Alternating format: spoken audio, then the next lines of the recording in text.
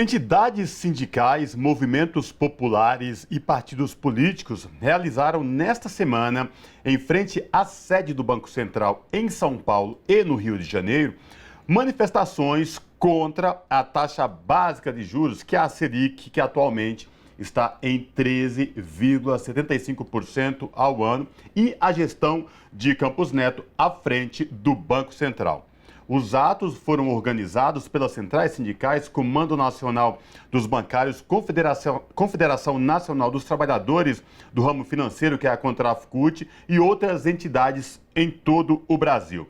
Para falar com a gente sobre essa questão, a Revista Brasil TVT conversa agora com Juvândia Moreira, que é presidenta da Contrafcut, a Confederação Nacional dos Trabalhadores do Ramo Financeiro da CUT. Juvândia, prazer falar contigo, tudo bem? Seja bem-vinda à Revista Brasil TVT. Olá, Cosmo, olá, Ana Rosa, prazer estar aqui com vocês, aqui na TVT, e um abraço aí a todos que nos ouvem. Juvândia, vamos falar deste momento atual do Brasil. A gente vem de uma eleição do presidente Lula, que assumiu em 1º de janeiro, e o presidente, na sua campanha eleitoral, ele falava muito dessa questão de quantos juros altos afetam a economia e afeta mais o bolso do trabalhador. Aí tem uma queda de braço, governo eleito, e o presidente do Banco Central, com essa autonomia do Banco Central, mas uma política complicada, essa política de manter juros altos, e a gente sabe que lá na ponta, quem é mais prejudicado é os trabalhadores. Eu queria te ouvir sobre essa questão, dessa taxa atual dos juros em 13,75% ao ano, e o quanto isso impacta diretamente, Juvândia, na vida dos trabalhadores. Bom, essa taxa é a taxa básica de juros. Então, o Banco Central, quando mantém a taxa alta, porque ela é a maior taxa de juros do mundo. Se você olhar a taxa de juros dos países da Europa, né, dos Estados Unidos, aqui na América Latina mesmo, não tem uma taxa de juros igual a essa, entendeu? Tem países com taxa de juros negativa. Então, assim, nós estamos com a maior taxa de juros do mundo. O que isso impacta? Isso impacta em duas frentes a vida dos trabalhadores negativamente, claro, né? Impacta primeiro, porque vai fazer a economia entrar em recessão, refluir. Então, quando a economia reflui, não tem desenvolvimento econômico, não tem emprego e renda, né? Você deixa a pessoa que tem dinheiro, em vez de ela abrir uma empresa, em vez de ela ampliar a sua empresa, ela vai ganhar dinheiro fácil aplicando em títulos, aplicando no mercado financeiro, no mercado artista. Então, ela deixa de investir, de fazer um investimento produtivo, que é aquele que gera emprego e renda. Então, impacta no emprego e na renda.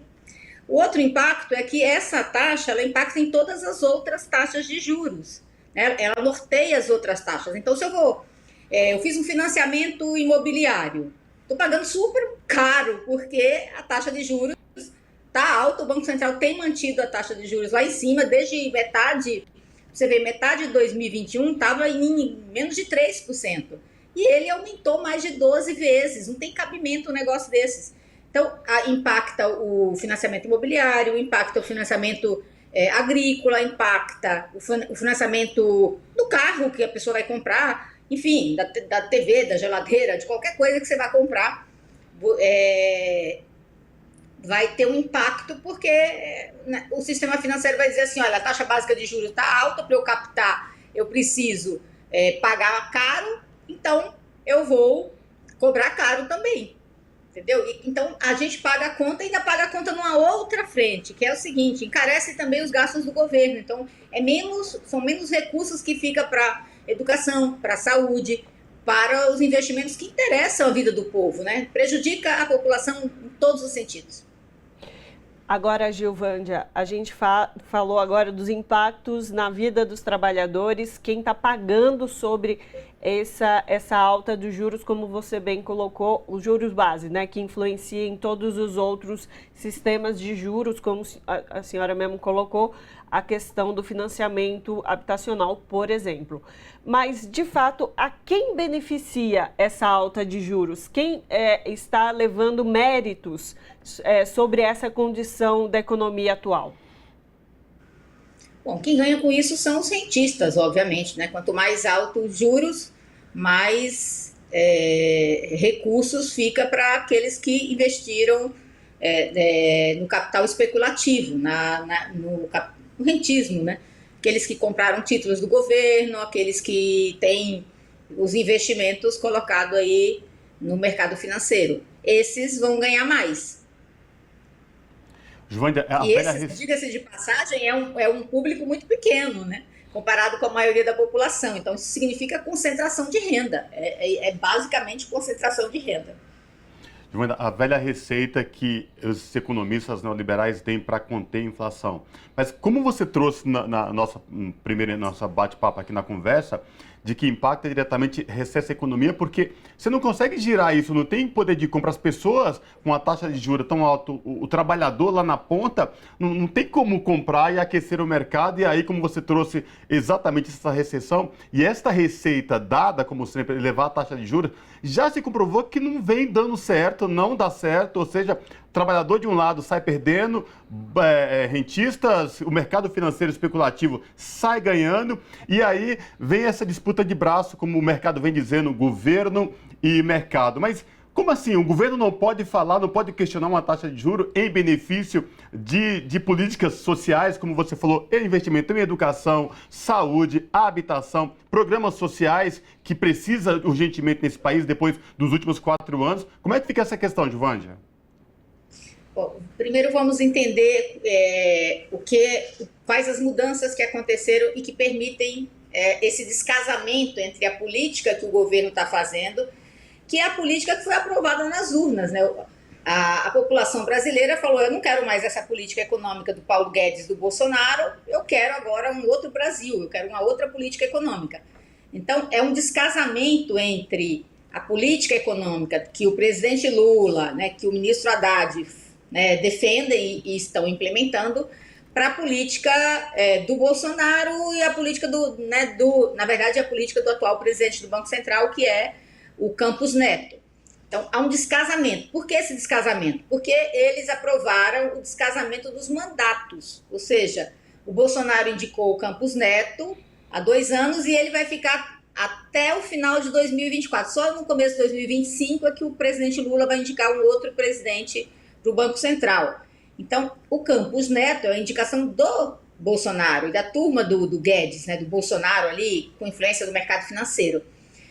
Isso que eles chamam de autonomia do Banco Central, que na verdade não tem nada de autonomia, né? Autonomia em relação aos interesses do povo brasileiro, porque o povo brasileiro votou em uma mudança na política econômica, não votou para que tudo continuasse igual, senão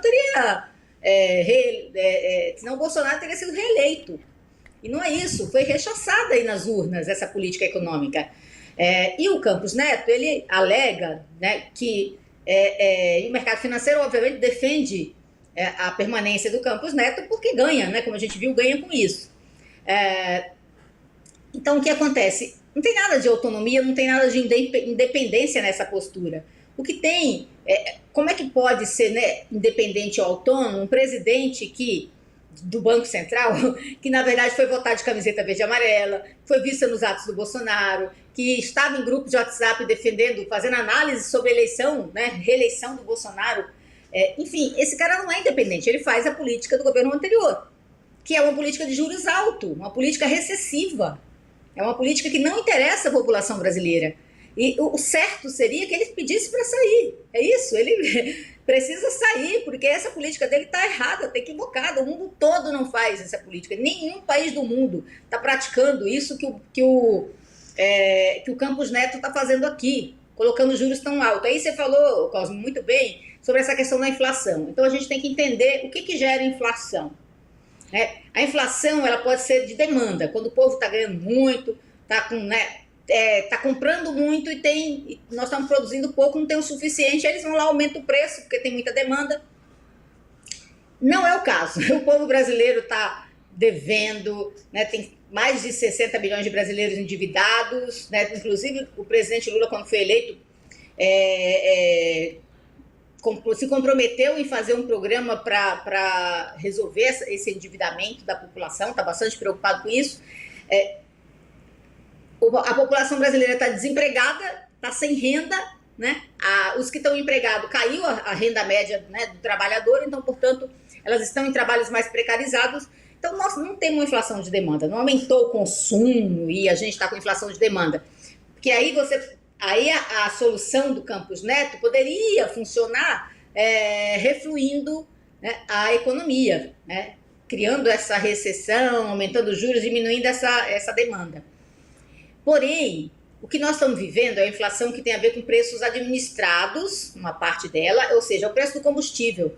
O Campos Neto foi lá e aumentou a taxa de juros na metade, começou a aumentar na metade de 2021, mas a inflação só começou a cair quando se colocou limite no ICMS dos combustíveis e baixou o preço dos combustíveis. Foi aí que começou a cair a inflação. Então não teve nada a ver com taxa de juros alta. Pelo contrário, ele já extrapolou a meta da inflação dos 2 últimos anos. Ele não conseguiu conter a inflação, porque a inflação era preço do combustível, preço da energia elétrica super cara, mudanças climáticas que interferiu aí nas safras, na colheita, a guerra da Ucrânia e Rússia, isso que gerou essa inflação alta, né? Porque aí diminui a oferta de fertilizantes, enfim, no mundo todo, tem impacto também na agricultura. Esse é o problema da inflação. Essa inflação não vai resolver com juros altos, pelo contrário, né? Vai resolver quando tiver política para baixar o preço do combustível, quando a gente resgatar aí o controle da Eletrobras, para fazer uma política para baixar a conta de luz, né? Tem outras medidas que precisam ser tomadas para controlar a inflação. E tem a ver com outros fatores. Portanto, não vai resolver o problema da inflação, vai aumentar o sofrimento da população. Esse que é o grande problema dessa prática que o Banco Central está adotando. Giovânia, você vem colocando a realidade desse fator financeiro, da decisão do Banco Central de manter uma taxa de juros altas e todo o impacto a quem beneficia, a quem prejudica, quais seriam as alternativas. Campos Neto foi convidado por deputados federais como Gleisi Hoffmann, por exemplo, a ir até ao parlamento prestar esclarecimentos do porquê, dos motivos dessa escolha, dessa política fiscal do Banco Central. Dada essa situação que você bem colocou já, né, de uma ligação que a gente consegue fazer do Campos Neto com o presidente anterior, Bolsonaro. Você acredita que é importante esse esclarecimento de Campos Neto? É importante ele ir ao parlamento e fazer inclusive os deputados poderem interpelá-lo sobre essa postura e como vai se decorrer daqui para frente essa independência, que agora é por lei, mas de fato o Banco Central sempre foi independente, né? Nunca teve uma interferência de nenhum dos governos que a gente teve até então no nosso país. Mas você acredita que a saída de Campos Neto ao parlamento é importante? Com certeza, porque veja, você tem um órgão do Estado que faz política monetária, que tem a responsabilidade estabelecida na lei de controlar a inflação, de controlar o sistema financeiro e de controlar o pleno emprego, de ajudar a fomentar o pleno emprego. Esses são os 3 papéis que a lei dá para o Banco Central. O Banco Central fala de política inflacionária, só de controle da inflação. Ele não é responsável só pelo controle da inflação. Ele não pode fazer uma política que, mesmo que controle a inflação, gere desemprego e desestruture a economia. Ele não pode fazer essa política. Essa política é contra os interesses do povo brasileiro. Então, quem é que vai controlar o Banco Central? Alguém tem que fazer, porque não existe. Se o povo não elegeu o presidente do Banco Central, né, elegeu o presidente da República, elegeu uma política, um caminho para o Brasil. Nas urnas, a soberania do povo, da vontade popular. Então, o Congresso, ele representa o povo, ele tem que fazer esse controle, ele tem que chamar o Banco Central lá e dizer assim pro cara, o que você está fazendo? Você está querendo gerar uma recessão no país? Vai aumentar o desemprego? Porque a lei diz que você tem 3 funções. Cadê o emprego nessa sua... Ele nem fala de emprego, o Campos Neto deu entrevista aí. Como é que ele vai pro Roda Viva e não quer ir na Câmara dos Deputados, gente? Não tem cabimento um negócio desses. Entendeu? E aí ele ainda vai no Roda Viva e ele fala o seguinte, que o Banco Central tem preocupação social sim, porque ele encontrou um menininho pedindo um menininho pedindo aí ajuda, passando necessidade, ele acha que aquilo ali é política social, pelo amor de Deus. Onde que é política social? Gerar emprego para sustentar os pais desse menininho é política social. É verdade. Entendeu? Pensar no Brasil crescer para que este menino não precise estar na rua pedindo, isso é política social. Então é um absurdo as falas do Campos Neto ali. E você vê que ele não tinha justificativa para um monte de pergunta que foi feita. Ele tem que ir à Câmara dos Deputados, é lá que ele tem que ir. Entendeu? Não é prestar contas na imprensa. Aliás, nessa entrevista que ele deu no Roda Viva, como você bem citou, parece que são dois Brasis, dois mundos reais. O dele, que ele está nesta bolha, e a outra realidade nossa, dos últimos 4 anos, país afundado, numa crise sem precedentes, população passando fome, insegurança alimentar, sem emprego, inflação alta. Mas, Juvândia, nosso tempo está chegando ao fim, mas eu tenho que te fazer uma pergunta. Eu li uma entrevista sua e você fala, nesse cenário de juros altos, a taxa a 13,75 ao ano, o investimento no mercado financeiro rende 8%, já descontada a inflação. Isso só favorece a rentistas que vivem de especulação sem produzir nada, absolutamente nada. Mas assim, é muito fácil ganhar dinheiro, hein, João? Eu não produzo nada, mas eu tenho um índice de ganho na casa de quase 10%. Como assim? É verdade, porque se eu pego meus recursos, eu não tenho, né? Mas eu digo assim, o cara é rentista, o cara é bilionário, pega os recursos dele, em vez de ele abrir uma empresa, aí você não sabe quando que o retorno vai acontecer daquele seu investimento, ou ampliar a sua empresa, investir, colocar, né, o capital de giro, ampliar a empresa, ele não sabe o quanto que aquilo vai render. Então ele prefere, obviamente, pegar o dinheiro dele e ganhar, seguramente, ganhar isso aí na aplicação financeira. Principalmente se ele compra títulos da dívida, por exemplo. Se ele vai comprar títulos públicos, né? Se ele compra títulos públicos, ele tem dinheiro certo garantido. Aí ele não fica brigando para o Estado não fazer política social para deixar o dinheiro para pagar para eles, né? Então, assim, agora, a população brasileira não tem dinheiro para investir, né? Não tem dinheiro para fazer poupança. O dinheiro que os trabalhadores recebem, a grande maioria, né? Seja ele com carteira assinada ou não, é para comer, para sustentar a família, não sobra nada para a poupança. Então, esse daí, nós não seremos atingidos com essa política no sentido positivo. Só seremos atingidos no lado negativo dessa política de juros altos, porque a população não tem dinheiro, pelo contrário, está endividada, está desempregada, está ganhando pouco, né? Não tem dinheiro para investir. É isso, então, falamos com Juvândia Moreira, que é presidenta da Contraficult, que é a Confederação Nacional dos Trabalhadores e Trabalhadoras do Ramo Financeiro. Juvândia, é um prazer falar contigo nessa edição do Revista Brasil TVT. Prazer foi meu, um abraço para vocês. Abraço, até a próxima, Juvândia.